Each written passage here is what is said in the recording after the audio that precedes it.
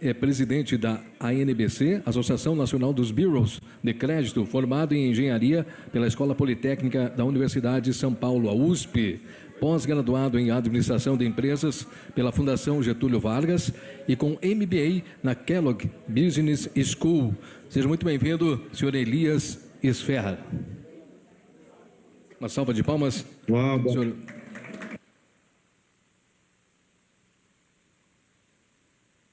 Olá, boa tarde a todos. Me ouvem bem? Ok, então, antes de mais nada, quero agradecer ao presidente Ercílio pela oportunidade de estar junto aí à nação da pequena e média empresa. É sempre um prazer estar junto com vocês e compartilhar as melhores práticas do que a gente tem visto e a evolução do crédito, que o crédito ele atua nas duas pontas, né? Na tomada de crédito e na oferta de crédito para alavancar os negócios. Então, com isso, eu vou pedir assistência para passar para o próximo slide, por favor.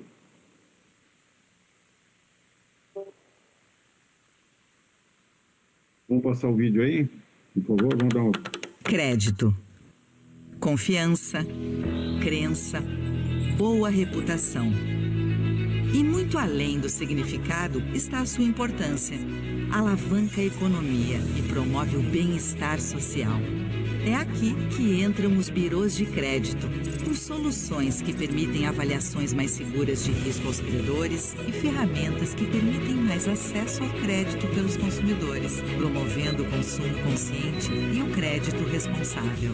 Nesse contexto, atua a ANBC, para que a voz dos birôs seja divulgada e para que aproxime o setor da sociedade, mostrando seu papel estratégico em um mercado de crédito saudável. A ANBC também atua em iniciativas como a educação financeira, a sustentabilidade do crédito e a eficiência e eficácia do setor. E o nosso impacto é global. Promovemos intercâmbios das melhores práticas e mostramos como a experiência brasileira contribui mundialmente. Então, agora que você já sabe quem somos, vamos continuar essa conversa? ANBC. Muito bem, então vamos para o próximo slide, por favor.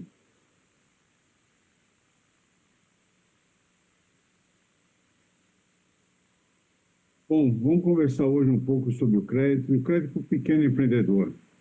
O crédito, como disse para vocês, é uma alavanca, né? É uma alavanca econômica, uma alavanca operacional, e com isso, como é que ele atua? Né? Ele, né, para o lado para a pequena e média empresa, ele fornece o acesso a capital de giro, tá, para pequenos comércios, suas operações diárias sem interrupção. Ele faz a expansão, crescimento através de investimento que se pode ser feito, seja nos meios de produção ou expansão dos pontos de distribuição, assim como a melhoria da competitividade. Com mais recursos, os pequenos e médios, né, têm mais a oportunidade de investir em marketing, inovação e outros posicionamentos que destacam na competitividade como um todo. E outro ponto importante é a flexibilidade financeira. Permite uma margem de manobra financeira para lidar, às vezes, com imprevistos e sazonalidades que a gente sabe que acontece no percurso. Então, isso aí faz parte, né, dos planos de contingência de muitas empresas, né, principalmente as grandes, e ter realmente uma linha de crédito para um imprevisto de não receber ou um imprevisto de ter algum acidente no meio do percurso. Próximo slide, por favor. Bom, vamos conversar um pouquinho, a gente... Olhando as melhores práticas que a gente viu aí no mercado, eu achei por bem compartilhar com vocês o que a gente enxerga, né, com o princípio de como tomar crédito. Né? Primeiro, antes de tomar crédito, é bom entender qual é a finalidade, para que se quer o crédito, certo? E o crédito o que é o crédito? O crédito é uma relação entre quem tem recurso e pode dispor e quem precisa de recurso não pode esperar, certo? Essa relação já existe, né, desde os primórdios aí da história do crédito. Então, antes de assumir, né, algum compromisso, pensar e validar realmente a necessidade. Eu preciso realmente do crédito, eu posso fazer uma liquidação no meu estoque e conseguir alavancar o recurso sem ter que tomar crédito. Eu consigo vender um ativo e não está sendo usado, tá certo? Em vez de me alavancar em cima do crédito, então precisaria validar a necessidade, e essa validação, necessidade, ela tem que vir, né, pelas boas práticas e falar, né, de ter um propósito específico e qual o retorno do uso desse compromisso com o recurso financeiro de terceiro, tá certo? Outra coisa é fazer a sua própria análise de crédito. Bom, se eu vou pedir crédito, eu tenho que me enxergar, eu tenho que saber como é que quem oferece crédito me olha, como é que ele me vê, como é que ele me avalia, tá certo? Então, como é que se faz isso aí como um todo? Um bom instrumento que tem disso aí realmente é pesquisar a sua nota de crédito, né, seja na pessoa jurídica ou seja na pessoa física, olhar, se você tiver um score abaixo de 500, é muito pouco provável que você vai receber crédito, e se receber vai custar caro, certo? Então, antes de tomar qualquer empréstimo, né, levante e veja como é que o credor enxerga vocês. Então, eu diria que se vocês, né, estão com um score baixo, os birôs de crédito vocês consultam, tem ali dizendo quais são as pendências, e geralmente resolvendo a pendência em 2 a 3 meses, a sua condição muda. Aí você tem melhor abertura, você tem mais condições e você tem poder de negociar o crédito, certo? Então, a primeira coisa a fazer também, uma das coisas importantes a fazer é fazer a própria análise de crédito. Outro ponto que não é muito explorado é que garantias que eu posso dar. A gente sabe que o crédito com garantia, ele tem um custo mais barato, tá certo? Então, fazer uma análise se você tem algo que possa deixar em garantia no processo de crédito e levar isso para a mesa de negociação. E com isso você tem mais margem, né, de ouvir ofertas e de negociar uma condição mais favorável à sua condição econômica. Né? Outra coisa importante é que é muito usado lá fora, nos Estados Unidos, como uma das boas práticas, é consultar a família e amigos. Chamam lá de family and friends.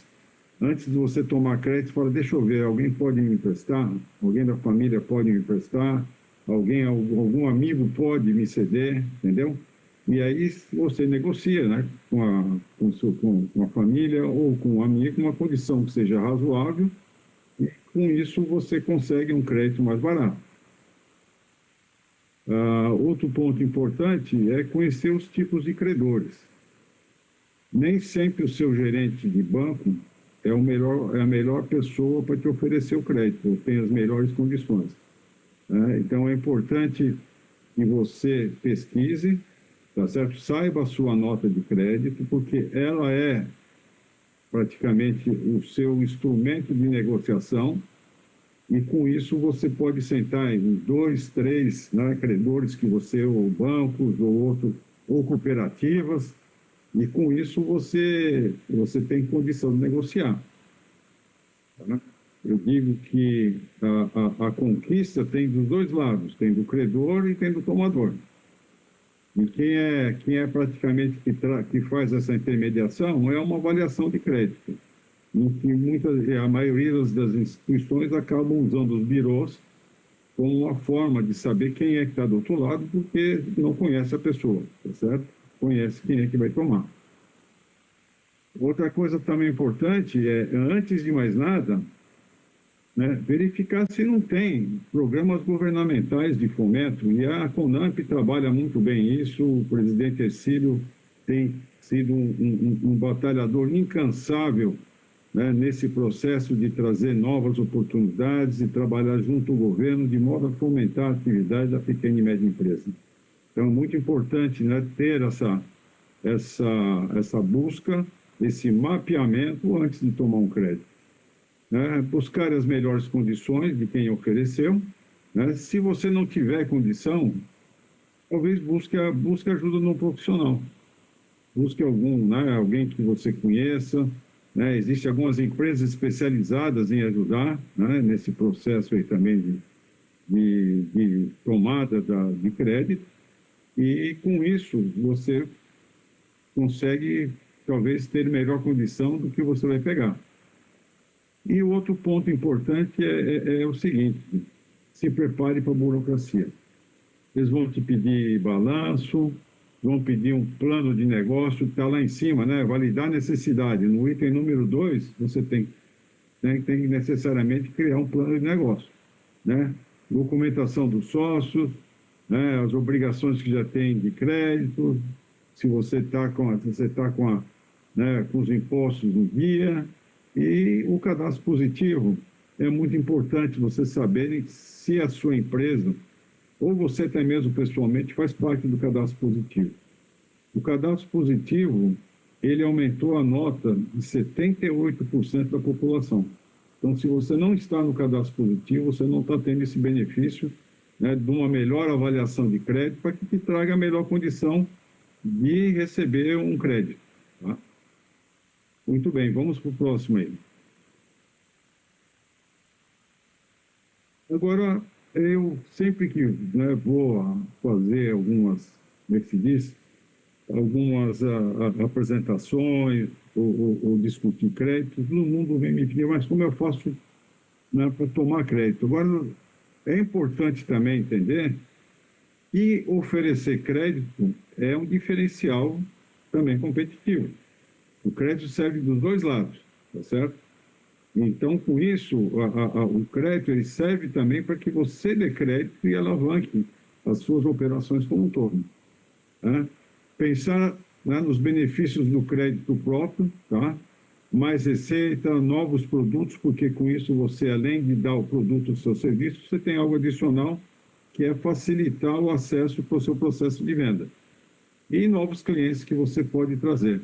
Porque com isso também, se a pessoa vai ter que pagar, você está constantemente em contato com o credor, né, com o tomador de crédito, tá certo? Quem você ofereceu, você está como credor, o tomador te procura, vai te pagar e assim você vai estreitando o relacionamento. Outra coisa importante nesse processo é estruturar os conceitos básicos para a tomada de decisão sobre a concessão de crédito, incluindo garantias. O que eu quero dizer com isso? O processo de oferta de crédito ele tem que estar estruturado. Por exemplo, vou dar um exemplo simples aí. Existem empresas que o score, né, a nota de crédito vai de 0 a 1000. Né? Existem empresas grandes que falam o seguinte: olha, se a pessoa não tiver uma nota de crédito acima de 650, eu não ofereço. Tá? E algumas mais sofisticadas, olha, eu ofereço de 650 para cima, mas de 650, né, até 750, a taxa é uma. De 750 a 850, a taxa é menor, porque a chance, né, dele não pagar ou a certeza que ele vai pagar é maior. Então, quanto mais alta a sua faixa de crédito, a sua nota de crédito, mais benefícios você tem com as condições, seja no prazo ou seja na taxa. Tá? Isso aí vale quando você vai fazer a sua política de crédito. Tá? Outra coisa importante é se preparar para casos de inadimplência. Tá? Então, você, na taxa de juros, você já tem que embutir o custo da inadimplência. O custo da inadimplência varia no Brasil, tá certo? Como um todo, ele vai de cerca de 3% aproximadamente para pessoas jurídicas, em média, né, até 3,5% a 4% nas pessoas físicas. Tá? Então, você sabendo que vai conceder crédito, você tem que levar em conta que você tem uma possibilidade de inadimplência e está preparado financeiramente para poder assumir esse risco. Bom, outra coisa é estruturar realmente as ferramentas de apoio para a gestão de risco, como eu falei para vocês, ter uma política de crédito. Se não conseguir, buscar ajuda de um profissional. Existem profissionais, existem cursos de como, né, oferecer crédito, como ter o processo de crédito incorporado na sua operação, né, de compra, na sua operação de venda, né, de seus produtos e serviços, e desenvolver uma estratégia de recuperação. Se você vai ter inadimplência, então você vai ter que lidar com essa inadimplência. Então, existem ferramentas, existem políticas, existem estratégias específicas para que você realmente administre o que você vai fazer, tá certo? no caso da inadimplência. Tá? Se você vai realmente... qual vai ser a estratégia? Eu vou esperar 30 dias, 60 dias, os bancos geralmente esperam cerca de 90 dias, e existem algumas estratégias. Uma delas, vocês conhecem, a negativação, e a outra, existe o protesto. Tá certo? São duas ferramentas legítimas em que você alerta o seu tomador de crédito, tá certo? De que você tenha uma parcela pendente, e essa é uma sinalização clara de que você quer realmente conversar com ele e negociar. Então, esteja preparado também para negociar. Certo? Próximo slide, por favor. Bom, o tema aí de vocês é sobre inteligência artificial. E eu estou aqui, né, fora do Brasil, aqui no Fórum Europeu, discutindo exatamente o uso da inteligência artificial no crédito como um todo. Quais são os benefícios, né, do IA e os algoritmos aí? Primeiro, é uma análise de crédito mais precisa, aquela nota de crédito que vocês têm, tá certo? Através do uso de inteligência artificial, eu consigo incorporar outras variáveis e consigo fazer uma análise mais criteriosa e mais precisa sobre o seu comportamento com relação ao crédito. Outra coisa que traz também, com certeza, é a agilidade no processo de concessão de crédito, tá certo? Então, o tempo de você fazer análise demoraria, né, sei lá, 2, 3, no meio-dia, né, para fazer 6 horas para fazer uma análise, e você com inteligência artificial consegue fazer isso em provavelmente 2, 3 minutos. Outra coisa importante também é na prevenção de fraudes e redução de risco. A fraude também tem um custo no processo de crédito. Ele também alavanca muito a automação no processo de concessão. Com isso, você certamente economizaria pelo menos 30%, 35% do tempo que você normalmente tomaria, que a gente chama de onboarding, né? Como eu vou pegar a documentação, como é que eu vou checar, como é que eu vou cruzar com a nota de crédito, como é que eu vou interpretar o balanço, quais são as variáveis que estão pegando nas demonstrações financeiras, quais são os pontos pendentes que ele tem, né, que a pessoa tem com relação a impostos e outros pontos. Isso aí entra tudo num liquidificador e sai uma nota. Tá? E outro ponto muito importante que tem sido usado é na oferta personalizada, né? Conhecendo a pessoa do outro lado e tendo essas ferramentas, você consegue desenhar uma proposta muito mais aderente à condição do seu cliente, e com isso você consegue ter muito mais chance de alavancar o negócio e reduzir o seu nível de inadimplência. Próximo. Bom, vamos conversar um pouquinho aí sobre o uso de inteligência artificial nos birôs aí, tá? A atualização imediata do score, eu falei com vocês. A pontuação da internet com o balizado em inteligência artificial é quase em tempo real, usando fontes de dados alternativos.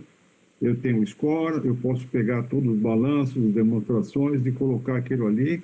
Através do uso de inteligência artificial, eu consigo fazer uma avaliação muito mais completa e mais precisa. O tempo de decisão de crédito reduzido de dias para minutos, como eu falei para vocês, tá certo? E dependendo, né, da classe que você está operando, você tem até o dobro da taxa de aprovação do empréstimo e uma redução de perda de até 20%. Então, você reduz a sua inadimplência em até 20%, tá certo? Outro ponto importante que tem crescido muito é o uso, como é que chama? A incorporação de fraude nas operações de vocês como um todo. Então, tem sistemas agora com a inteligência artificial que, através dos padrões comportamentais, consegue detectar aplicativos, né, fraudulentos e fraude no processo como um todo. Realmente demoraria, olha só, você tem que validar, vai em tal lugar, hoje já faz praticamente em tempo real, e a redução de cerca de 20% nas perdas de fraude.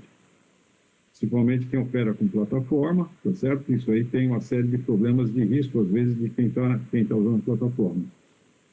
Bom, o aplicativo também de IA está nos processos de construções de variáveis para modelagem estatística, os BIROS usam isso bastante. Então, eles têm uma redução hoje de cerca de 66% nos custos de desenvolvimento de modelos. Praticamente boa parte da codificação já vem até de aplicativos de tipos de inteligência artificiais, tá certo? O tempo de desenvolvimento reduzido, eu tenho que fazer um score específico, por exemplo, para varejo em agricultura ou para o setor imobiliário, por exemplo, tá certo? Em uma região específica aí do Paraná. Eu demoraria 3 a 4 semanas para fazer um score específico, né? Uma nota de crédito específica para esse setor, e eu passo de 3 a 4 semanas para 2 a 5 dias. E a maior precisão preditiva. O KS é um índice de precisão de uma análise de crédito. Então, eu subi 8 pontos no KS, subi 5 pontos no KS, é uma qualidade melhor de avaliação. Com isso, vocês têm uma aprovação mais segura e uma redução no seu processo de inadimplência. Esses são os casos que a gente tem usado aqui no Brasil. Lá, aqui fora já tem já tem birôs oferecendo agentes de inteligência artificial para interagir diretamente, né, com a ponta do seu cliente, tá certo? Aí o atendimento não é pessoal, já é via agente com inteligência artificial. Essa é uma evolução que tem vindo, ela traz uma melhoria de eficiência, ela traz, muitas vezes, uma precisão de capturar, né, as informações das transações e, com isso, aprimorar o modelo também. Então, esses são os casos que a gente tem visto aqui no Brasil e aqui fora também tem evoluído bastante esse uso, está bastante discussão. Nós temos a legislação de uso de inteligência artificial, para vocês saberem, foi aprovada pelo Senado e agora está na Câmara de Deputados para ser realmente debatido para depois voltar para o Senado. Tá? A NBC tem atuado fortemente nesse movimento para que realmente a inteligência artificial não seja restritiva somente a quem tem capital usar, mas sim as fintechs e as pequenas e médias empresas tenham a condição de usar a inteligência artificial no crédito sem o custo pesado de uma regulamentação muito restritiva. Então, a NBC tem trabalhado isso nos últimos 4 anos. Né? Próximo slide.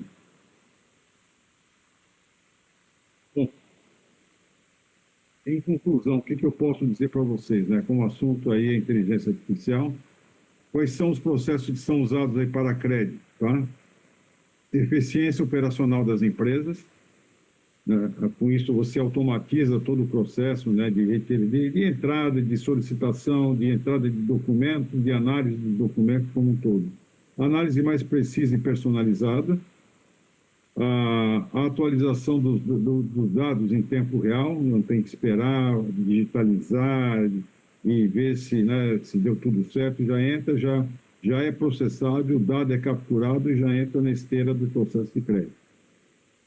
O uso em prevenção de fraude e aumento da inclusão financeira. A gente também já viu que algumas modelagens usando dados, às vezes não muito abundantes, né, sobre uma pessoa ou sobre um negócio, a inteligência artificial ajuda a gente ter uma análise mais precisa em cima de dados muitas vezes incompletos. Aqui fora o pessoal chama isso de thin file, né, que seria um arquivo fino, né, um arquivo leve, ou a gente chama muitas vezes aqui no Brasil das pessoas invisíveis para crédito. Não sei se vocês sabem, o cadastro positivo, através do uso dos dados de telecomunicações e energia elétrica, ela conseguiu capturar 22,8 milhões de registros que as instituições financeiras não tinham visibilidade. E essas pessoas, que eu diria, né, pessoas físicas e jurídicas, elas são, né, quando uma instituição financeira consulta, não tem informação. Aí a gente chama de invisível para crédito. Então, o cadastro positivo trouxe visibilidade para 22,8 milhões de pessoas físicas e jurídicas, sendo 95% pessoas físicas e 5% pessoas jurídicas. Esse é o impacto do cadastro positivo. E esse é uma das iniciativas que os birôs de crédito têm tem também uma troca de informações, inclusive com os arquivos do Banco Central. Aí nós estamos falando de 1.230 fontes de informação, tá certo? De dados sobre atividades de crédito. E em cima dos 22,8, a gente conseguiu capturar mais cerca de 5 milhões que também não estão nem presentes, nem nas instituições financeiras, nem nas outras duas bases, a de telecomunicação e a base de energia. Então, com isso, a gente deu mais visibilidade para crédito. O número correto é 4,85 milhões de pessoas físicas e 1,1 milhão de pessoas jurídicas. Então, os birôs têm trabalhado fortemente para que a hora que você for tomar o crédito, você seja visível.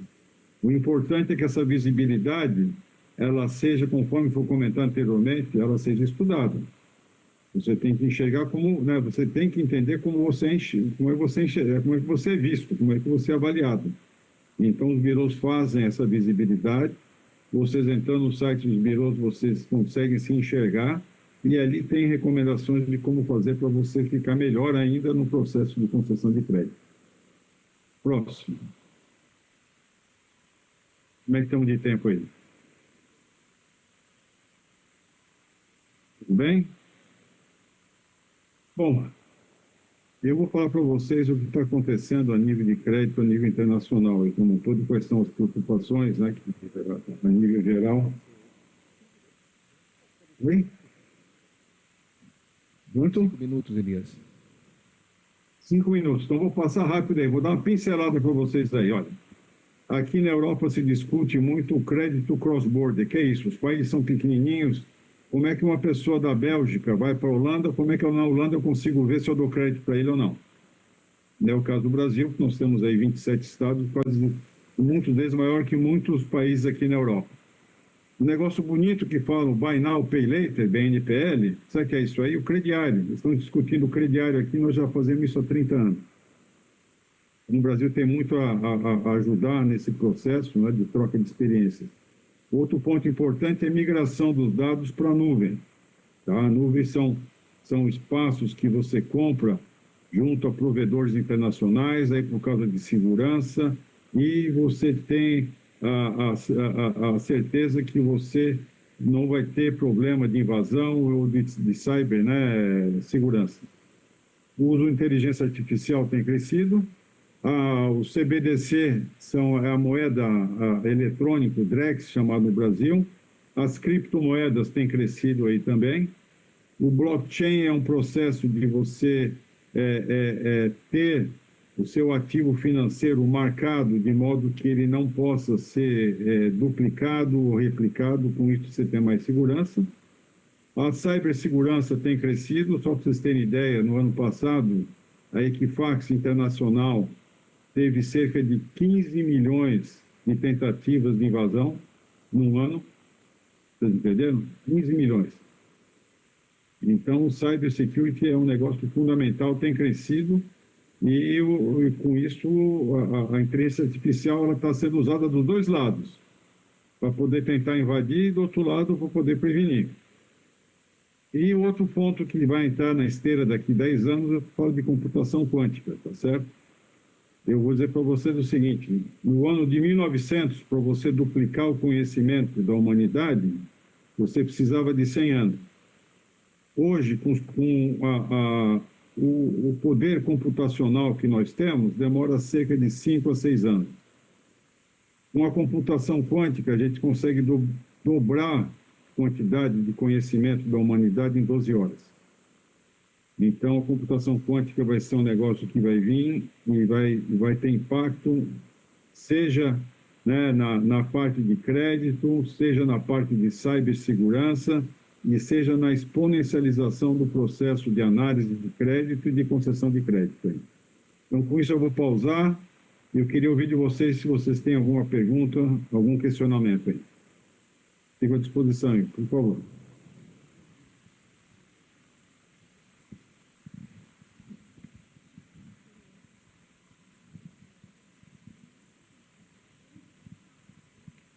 Tudo bem?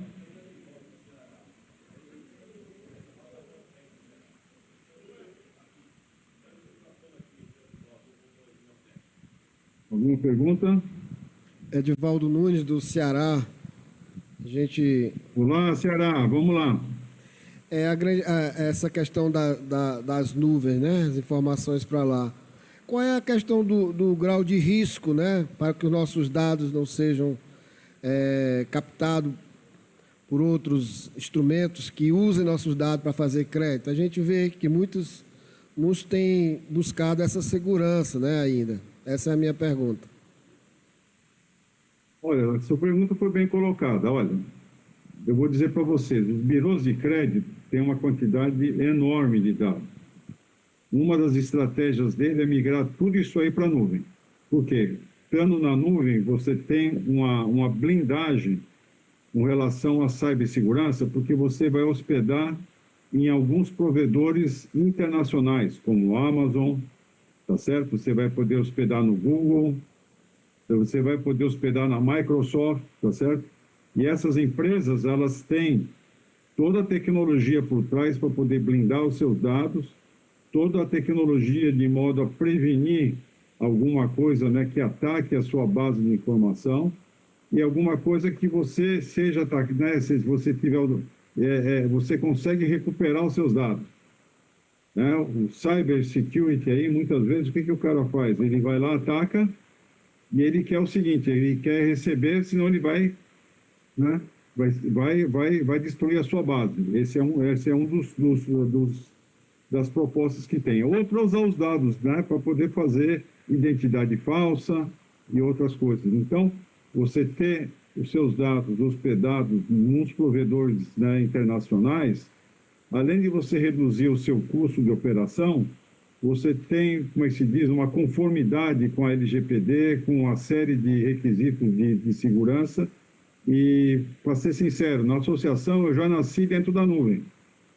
Para mim não ter realmente um cara só responsável de segurança da informação, para casos, né, de ataques na minha base, eu já entrei desde o começo usando o serviço desses provedores internacionais. Então, essa é uma prática que tem crescido. Existem nuvens que são de terceiros, como é o caso de vocês, e existem algumas empresas grandes que têm a própria nuvem dela, tá? Alocada dentro desse espaço. Tem uma camada ainda acima de segurança. Então, essa é uma prática que tem ganho bastante espaço, né, nos birôs de crédito, principalmente. A maioria deles está migrando quase 70%, 80% dos dados para as nuvens.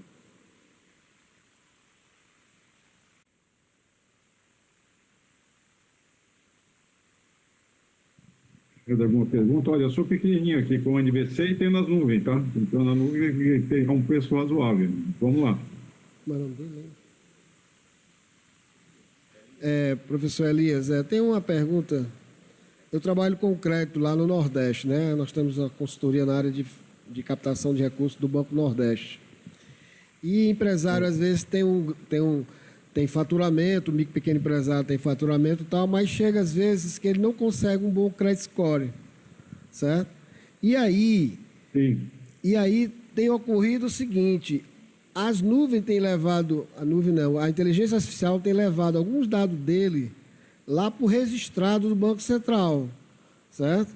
Né? Aí as pessoas têm lá, por exemplo, o Nubank liberou um capital de giro para ele, ou um crédito para ele de 5 mil, e ele nem sabia. Mas foi por quê? Porque ele tanto mexeu no celular dele, botou informação ali, aí o registrado lá no Banco Central, né?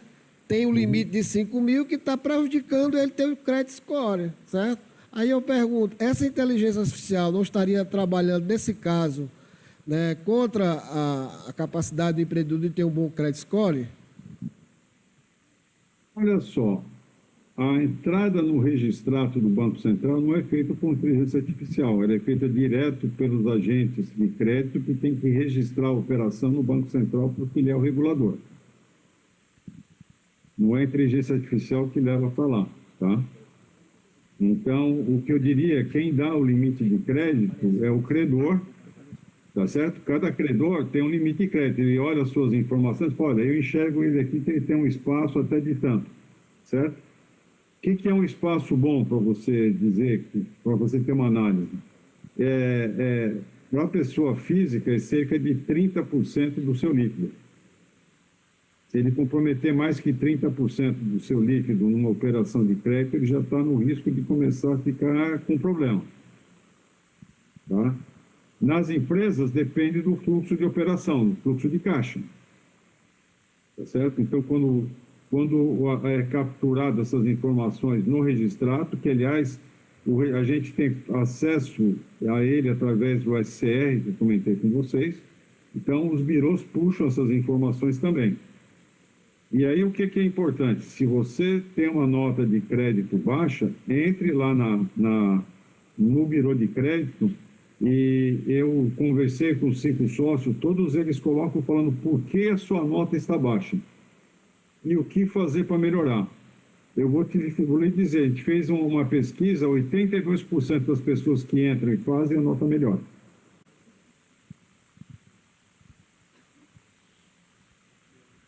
Obrigado, professor Elias. É muito gratificante para nós essa disponibilidade sua, aí tão distante, e espero que a viagem seja proveitosa, que volte com toda a segurança, e dizer que a Conamp, além de lhe agradecer, deseja continuar essa parceria, agora com a parte que nós vamos fazer, as lives de educação financeira, de inteligência artificial, com essa parceria tão proveitosa que nós temos com vocês. Muito obrigado e foi uma excelente palestra. Obrigado aí, tenho sempre o prazer de estar junto com você, Cílio, e a Conamp.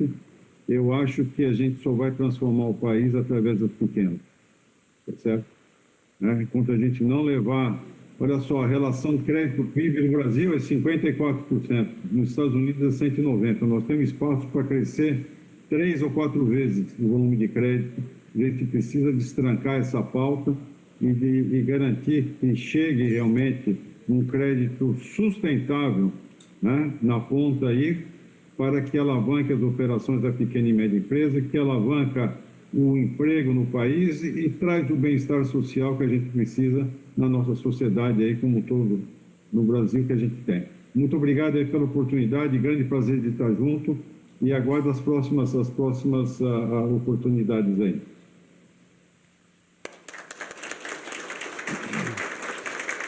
Muito obrigado ao presidente da ANBC, Associação Nacional dos Birôs de Crédito, Elias Sfer, participando conosco online de Amsterdã, na Holanda.